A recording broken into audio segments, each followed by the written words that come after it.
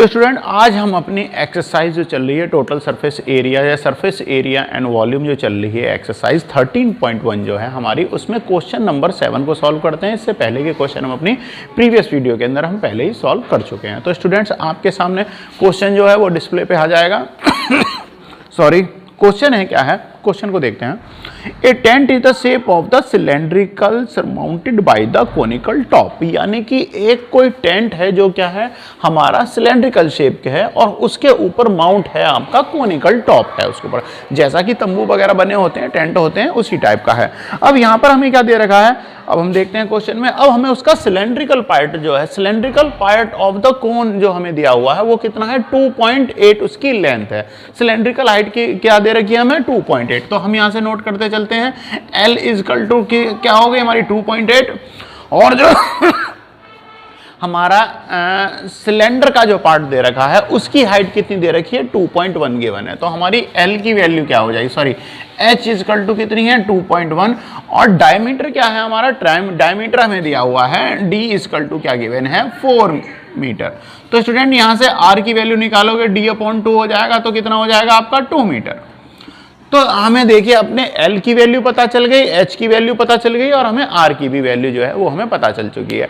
अब हमें निकालना है स्टूडेंट, तो इस टाइप से जो बना हुआ जो हमारा जो टेंट है उसे बनाने के लिए कितने कैनवास यानी कितने कपड़े की आवश्यकता होगी। तो स्टूडेंट स्टार्ट करते हैं अपने क्वेश्चन को। तो यहाँ से आप देखिए जो आपके क्वेश्चन के अंदर जो दिया हुआ है, अगर हमें इसका टोटल सरफेस एरिया जो निकालना है तो वो क्या हो जाएगा,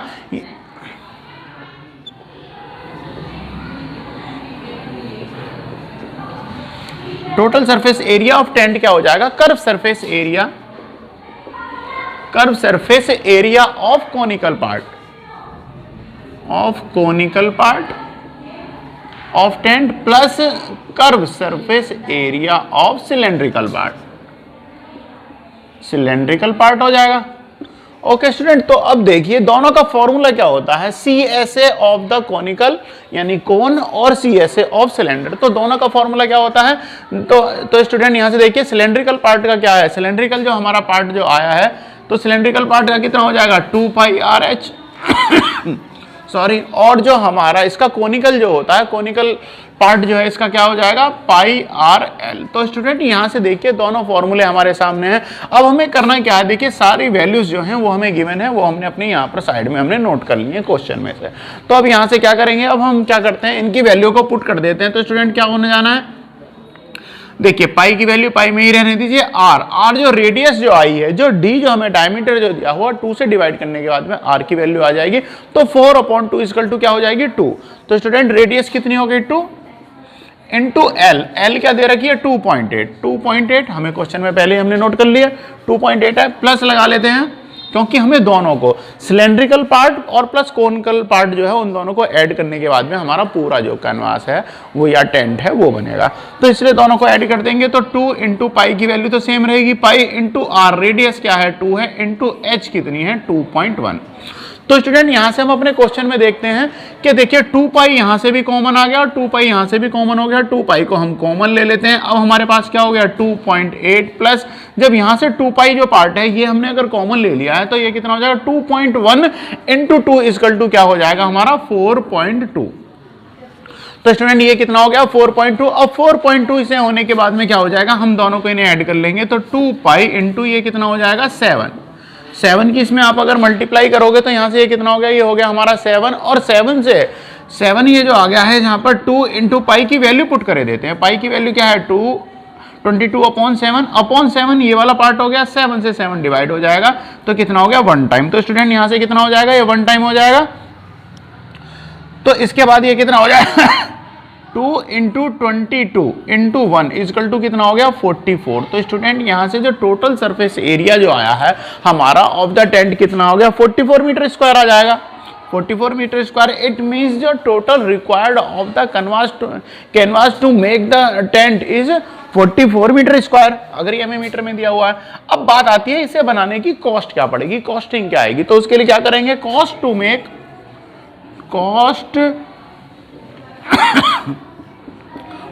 make tent is equal to TSA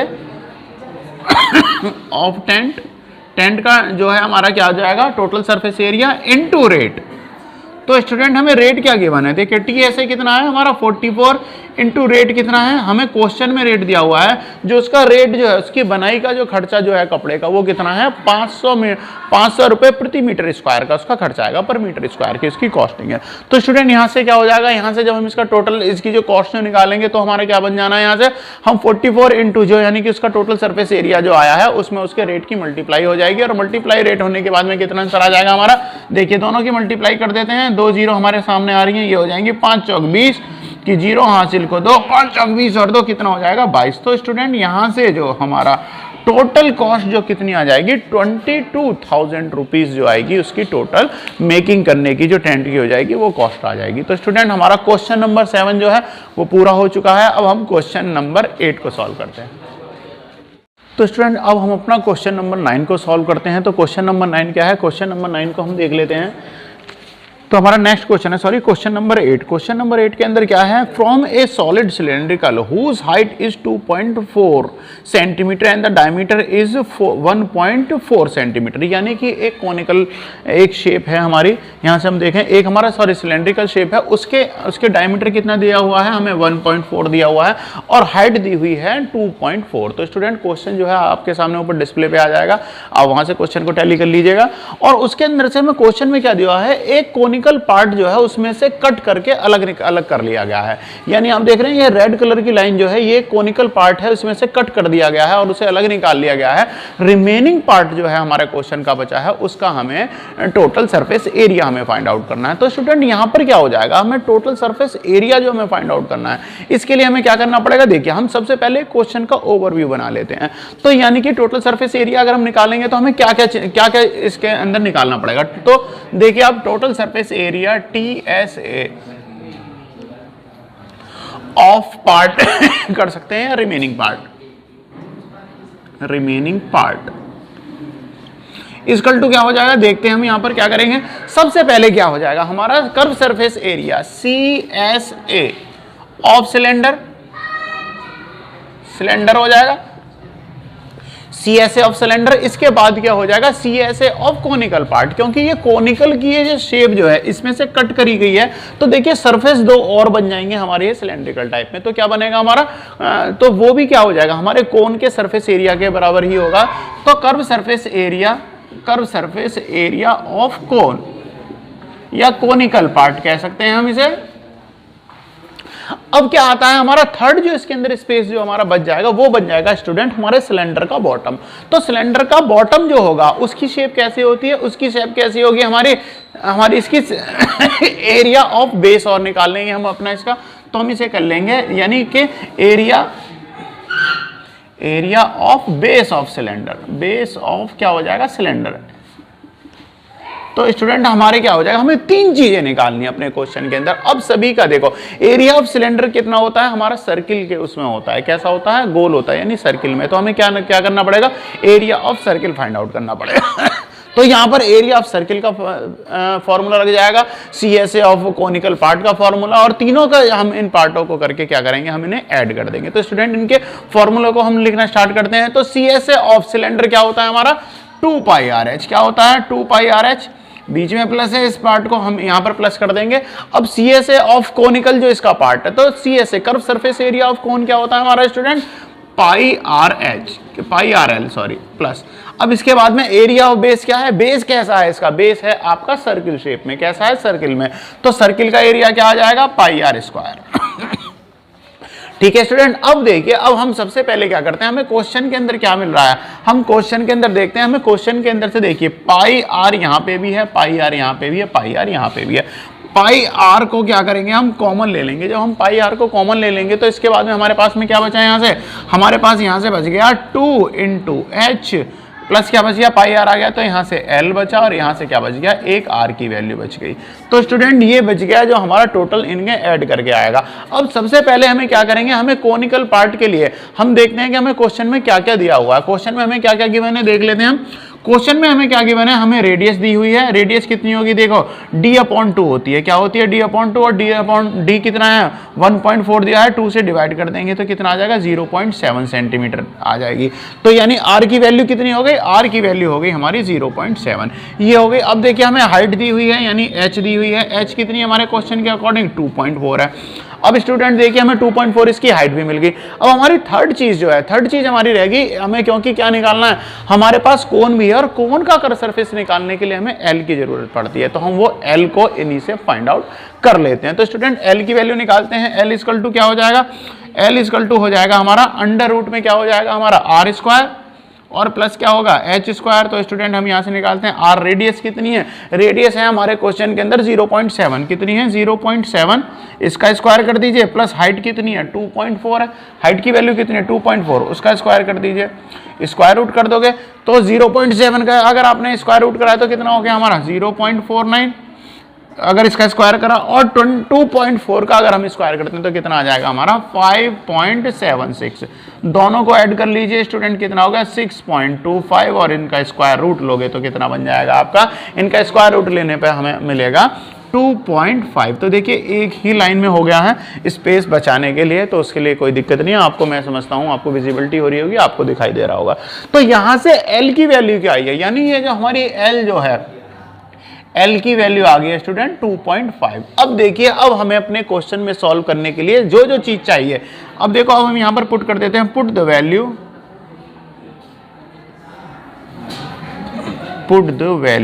in equation, हम इस इक्वेशन मान लेते हैं इक्वेशन नंबर 1।